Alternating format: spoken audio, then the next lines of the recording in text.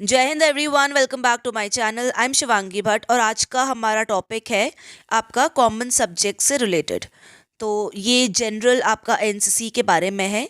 General जो questions आ जाते हैं, सबसे पहला है what is the motto of NCC. NCC का मोटो क्या है, उसका आदर्श वाक्य क्या है। तो that is your unity and discipline, एकता और अनुशासन। अगला है एम्स क्या है एनसीसी के। तो जो एनसीसी की एम्स हैं ये बेसिकली थ्री फोल्ड है। कहने का मतलब ये है कि ये तीन पार्ट्स कवर करते हैं। सबसे पहला है to develop the following qualities in a cadet. क्या क्या क्वालिटीज़ डेवलप करनी है। Development of character, okay. अगला है आपका कमरेडरशिप, कमरेडरशिप होता है भाईचारा। अगला है आपका डिसिप्लिन। फिर है आपका सेक्युलर आउटलुक। सेक्युलर आउटलुक हो गया आपका कि कोई भी एक पर्टिकुलर रिलीजन को या कास्ट को प्रमोट ना करे, सेक्युलर हो, सबके साथ एक ही भाव से रहे।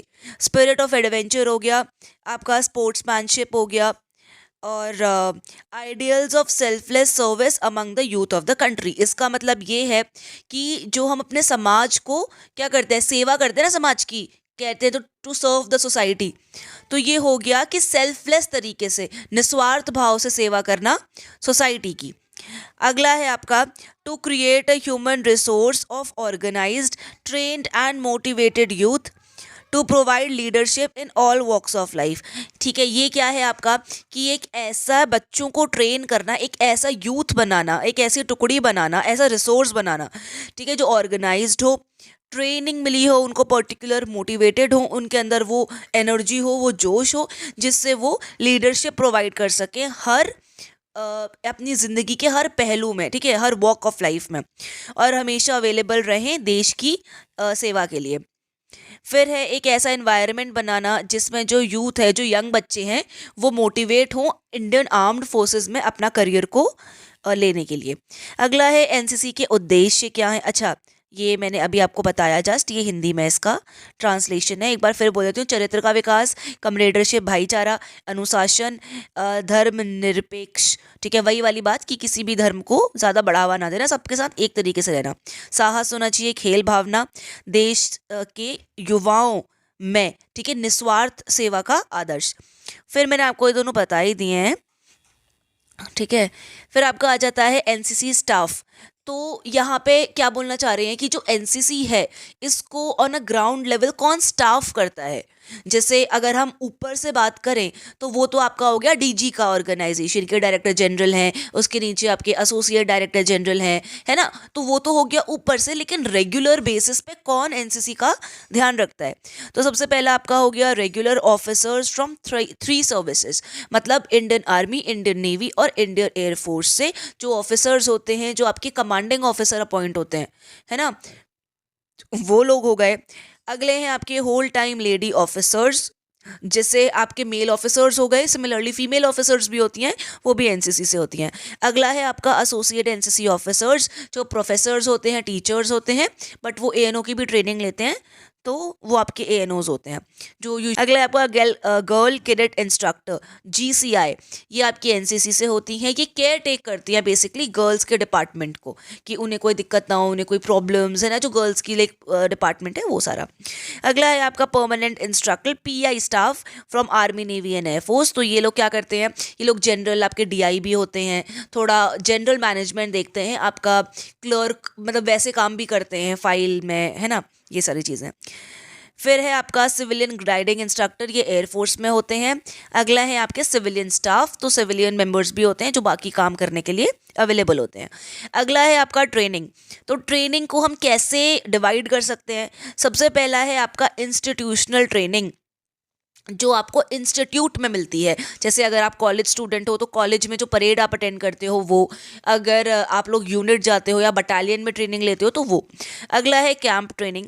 तो कैंप ट्रेनिंग में भी ये कंपलसरी कैंप की बात कर रहे हैं, ऐसा कैंप जो होता ही होता है। कौन सा होता है वो, आपका सीएटीसी, कंबाइंड एनुअल ट्रेनिंग कैंप, या ATC एनुअल ट्रेनिंग कैंप।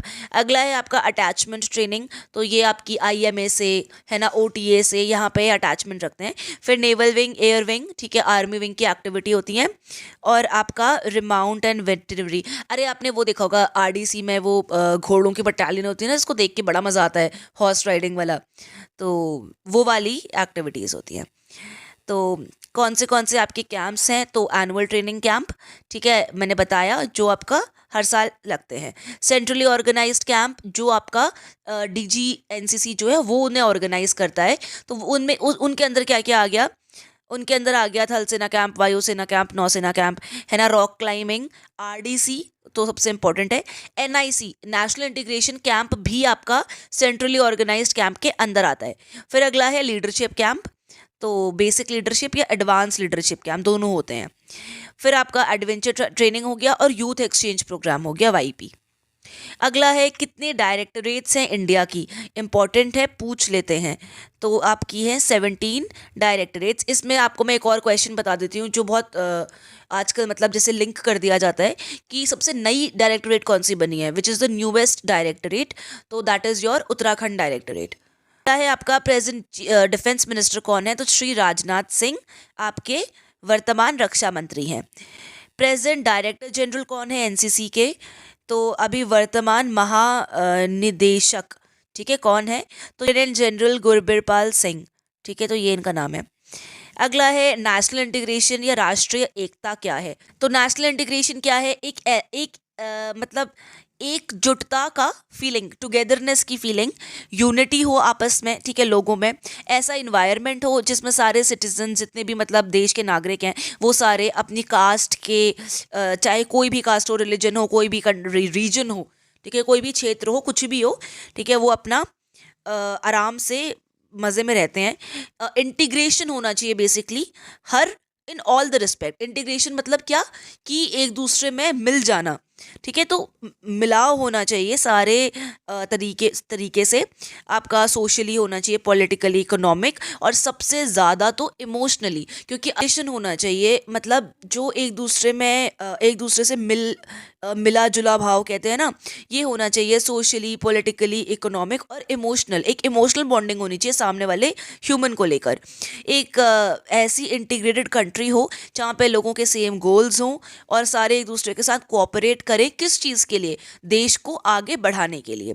तो राष्ट्रीय एकता का अर्थ है जिससे किसी भी देश के लोग के बीच में एकजुटता और एकता का भाव, ठीक है।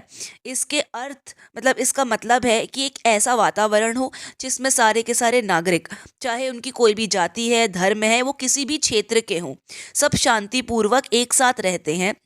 इसमें किसी भी तरीके के सामाजिक, राजनीतिक या आर्थिक, ठीक है, ये दिक्कतें नहीं होती उसमें। और सबसे ज़्यादा बढ़कर तो उनमें भावात्मक एकीकरण होना चाहिए। वो भावात्मक तरीके से एक दूसरे को इंसान समझे और उनकी उनकी उनकी रिस्पेक्ट करें। तो वहाँ पे ना सबसे बड़ी चीज़ आ जाती है जो लोगों को एक करती है, जो एकता का भाव लाती है। एक एकीकृत देश में लोग सामान्य लक्ष्यों को साझा करते हैं, क्योंकि अब सारे के सारे जब एक होंगे तो उनके गोल्स भी सेम होंगे। और सबसे बड़ी चीज़ है ना कि वो डेवलपमेंट के लिए काम करेंगे, अपने देश की समृद्धि के लिए एक दूसरे का सहयोग करेंगे। अगला है major problems of national integration. National integration तो अचीव हो सकता है, लेकिन उसमें दिक्कतें भी हैं, तो ऑब्वियसली हैं। दिक्कतें क्या हैं आपकी, राष्ट्रीय एकता की प्रमुख समस्याएं। समस्या क्या है, पहला है कास्टिज्म। कास्टिज्म वही कि कास्ट के आधार पर, जाति के आधार में भेदभाव करना। अगला है आपका कम्युनलिज्म। कम्युनलिज्म होता है धर्म के आधार पे, ठीक है, रिलीजन के बेसिस पे एक दूसरे से झगड़ा पालना, सांप्रदायिकता। अगला है लिंग्विस्टिक फैनेटिज्म। तो ये आपका हो गया कि भाषा के आधार पे, जैसे भाषा भी तो कितनी ज़्यादा है इंडिया में, इनफैक्ट कितनी डिफरेंट है। साउथ इंडिया, नॉर्थ इंडिया की कितनी डिफरेंट हो जाती हैं लैंग्वेजेस, ठीक है। तो रीजनलिज्म, तो ये आपका हो गया क्षेत्रवाद, कि भैया अलग अलग रीजन से, कि कौन किस रीजन से है। फिर अगला है आपका सोशल डिस्पैरिटी। तो यहाँ पे है आपका ये सामाजिक असमानता, इकोनॉमिक इनइक्वालिटी, आर्थिक असमानताएं। तो इसमें क्या हो गया, अमीर और गरीब, रिच और पुअर के बीच में। फ्रैगमेंटेशन। अगला है measures to achieve national integration, कैसे राष्ट्रीय एकता को प्राप्त कर सकते हैं। तो एजुकेशन होनी चाहिए, शिक्षा होनी चाहिए सब में, रिलीजियस टॉलरेंस होनी चाहिए, एक दूसरे के धर्म को वो एक्सेप्ट करें, लिंग्विस्टिक टॉलरेंस, ठीक है। तो भैया लिंग्विस्टिक टॉलरेंस, तो एक दूसरे के लैंग्वेज को लेकर टॉलरेंस होनी चाहिए। यूज़ ऑफ रेडियो टीवी, अब यहाँ पे ये कहना चाहते हैं कि जो मीडिया है जो लोगों तक पहुंचा सकती है तो वो हो गया रेडियो और टीवी के उस पर।